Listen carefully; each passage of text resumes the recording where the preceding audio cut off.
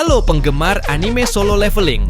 Kembali lagi bersama saya di channel Zero ini. Setelah kemarin saya bahas anime solo leveling season 2, episode 9. Dan di video kali ini, Mimin akan lanjutkan cerita dari solo leveling season 2-nya ke episode 10. Sebelum lanjut ke videonya, alangkah baiknya kalian subscribe dulu, biar nggak ketinggalan ke video selanjutnya.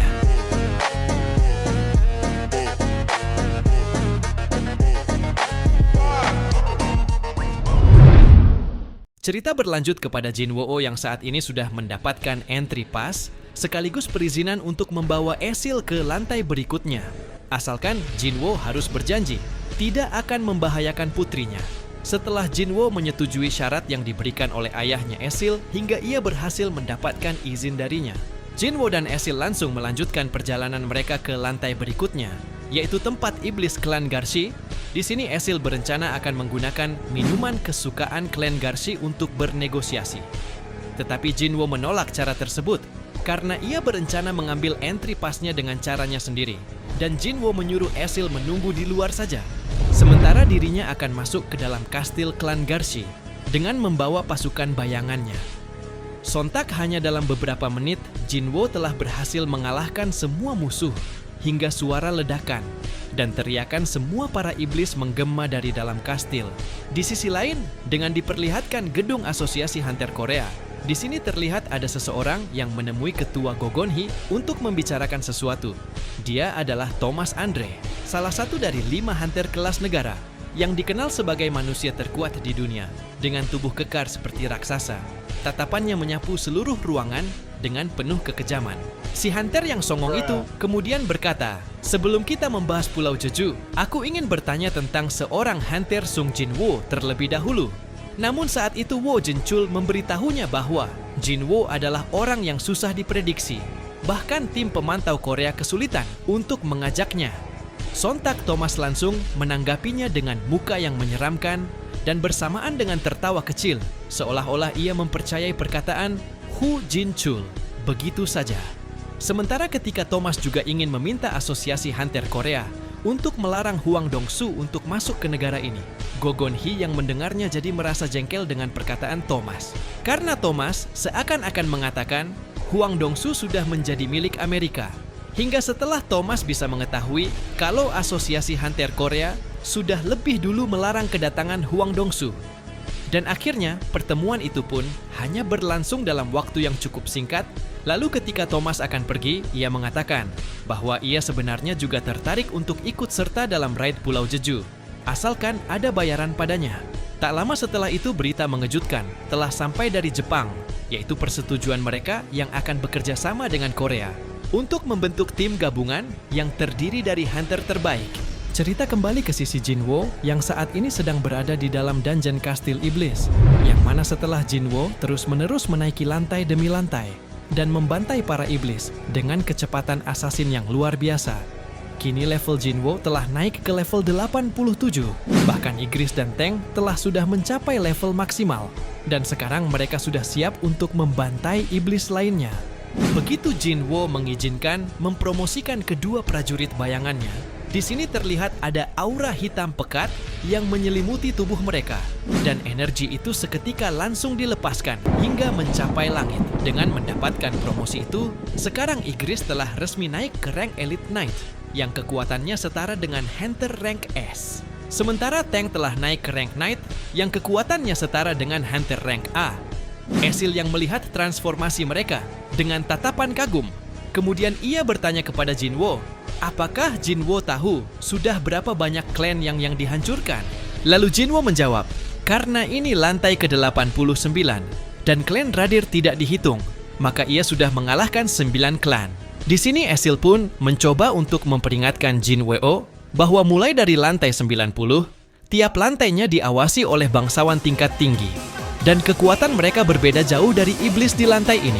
Jadi kalau Jinwoo bisa membujuk mereka, mungkin mereka akan memberikan entry pass-nya kepada Jinwoo secara sukarela. Namun dengan tersenyum Jinwoo menjawab, jika aku lebih lemah, apakah aku bisa bernegosiasi dengan klanmu? Kira-kira seperti itulah kenyataannya. Lagi pula, bukankah kau pernah bilang yang selalu ada kompetisi yang sengit di antara klan iblis hanya karena memperebutkan peringkat. Jadi anggap saja, aku akan membantu klan Radir untuk mencapai peringkat 1.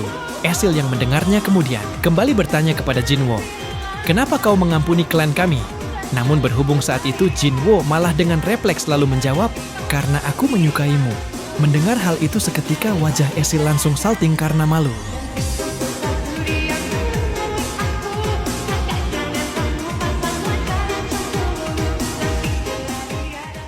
Padahal Jinwo tidak bermaksud untuk mengatakan sesuatu seperti perasaan suka terhadap wanita. Hingga di sini kemudian kita diperlihatkan dengan Jinwo yang terus menaiki lantai demi lantai hingga ia berhasil sampai di lantai 97. Dan benar saja seperti Esil katakan, ternyata monster di lantai 90 ke atas memang lebih sulit dihadapi daripada lantai sebelumnya. Jadi karena level monsternya berbeda jauh dibandingkan dengan monster di lantai 90 ke bawah. Akibatnya prajurit bayangannya sering dikalahkan, dan ia kembalikan lagi hingga membuat penggunaan mananya Jinwo boros. Walaupun ia telah menaikkan stat intinya, namun ketika Jinwo sudah turun langsung ke medan perang pertempuran untuk menghadapi para semua musuh, pada akhirnya Jinwo masih tetap bisa mengalahkan mereka semua. Hingga level Jinwo pun kini telah naik ke level 90. Esil yang bertanya, "Apakah semua manusia itu sekuat Jinwo?" Lantas Jinwo pun menjawab tidak semua. Tapi setidaknya ada 2 orang. Kedua orang yang Jinwo maksud tersebut adalah Ketua Gogonhi dan Cha Hai-in. Menurut Jinwo, mereka berdua terasa lebih kuat daripada hunter rank S lainnya. Bahkan aura Cha Hai-in lebih tinggi daripada Choi Jong-in yang dikenal sebagai prajurit terkuat. Esil yang saat itu disuruh oleh Jinwo untuk pulang ke kastilnya. Karena mulai dari sini ia bisa mengatasinya sendiri. Sontak Esil pun jadi tampak kecewa dan langsung bertanya kepada Jinwo, apakah dirinya sudah tidak berguna lagi? Tapi karena Esil masih ingin ikut dengan Jinwo, dan ia ingin melihat hasil akhir dari pertarungan mereka ini. Pada akhirnya, Jinwo tetap membiarkan Esil untuk berpetualang dengannya. Lalu mereka langsung pergi ke gerbang lantai ke-98. Sementara di sisi lain, di sini terlihat Ketua Gogonhi yang sedang kedatangan tamu dari Jepang yang bernama Koto Ryuji. Hanya dengan melihatnya saja, Gogonhi langsung bisa merasakan kalau Koto Ryuji adalah hunter yang sangat kuat. Dan dia bukanlah manusia biasa. Diceritakan hari ini, ada 21 hunter tipe rank S yang ada di Jepang. Dan 11 dari mereka berada di Guild Draw Sword, berbeda dengan guild di Korea, yang saling berkompetisi. Di Jepang ada satu guild yang memiliki kekuasaan, dan Guild Draw Sword lah yang merupakan guild terbesar. Di Asia setelah guild di Cina. Sementara ketika saat di ruangan itu, kini merasa semakin tegang. Hanekawa penerjemah langsung menyerahkan penelitian Jepang kepada Gogonhi. Berkas-berkas itu berisi berincian pergerakan monster semut dan analisis strategi yang telah dikumpulkan tim Jepang. Berdasarkan dari ucapan yang dikeluarkan oleh Koto Ryuji dalam bahasa Jepang, Hanekawa menerjemahkan bahwa mereka tidak akan mengabaikan Pulau Jeju lagi dan mereka berjanji akan memberikan bantuan kepada Korea Selatan. Koto Ryuji mengatakan pihak Jepang ingin mengusulkan untuk membuat tim gabungan yang terdiri dari hunter terbaik. Jadi karena Pulau Jeju adalah tempat yang berbahaya dan merupakan gate rank S, maka mereka sudah mempersiapkan rencana yang tepat.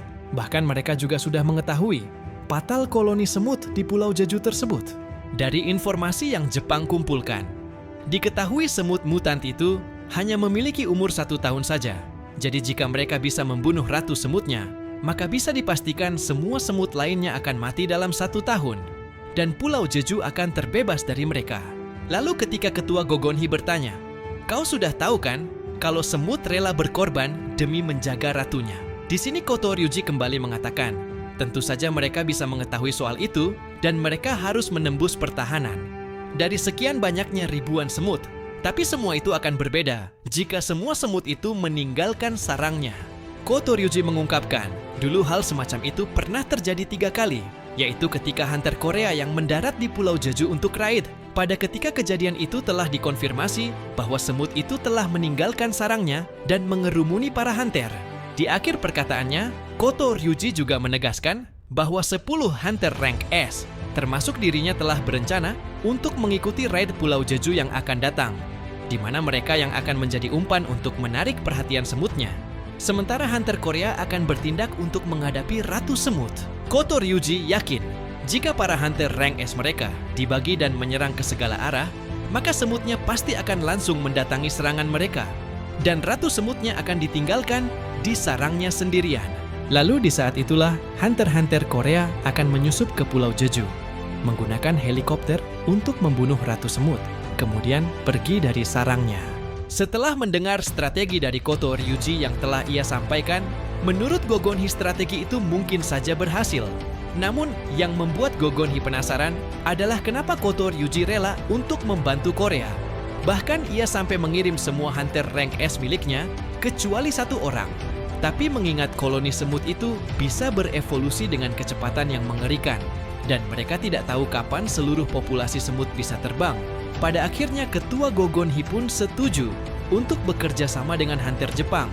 Lagi pula mereka juga tidak bisa membiarkan masalah ini lebih lama lagi.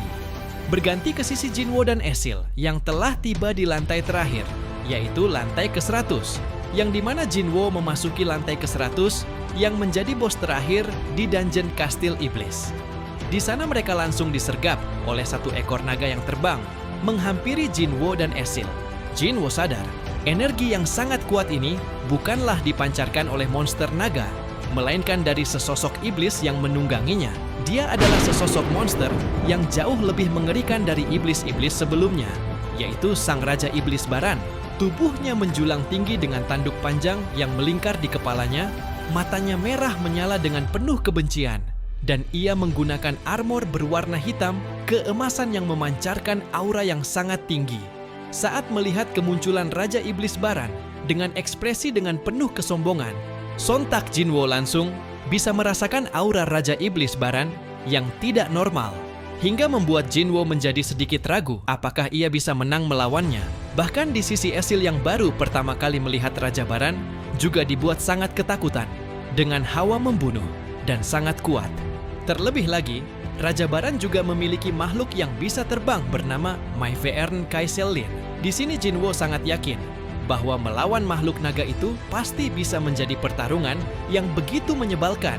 Namun berhubung makhluk itu bukanlah iblis melainkan adalah tunggal hewan biasa, lantas Jinwo pun berpikir, mungkin saja ia bisa mengekstrak naga tersebut.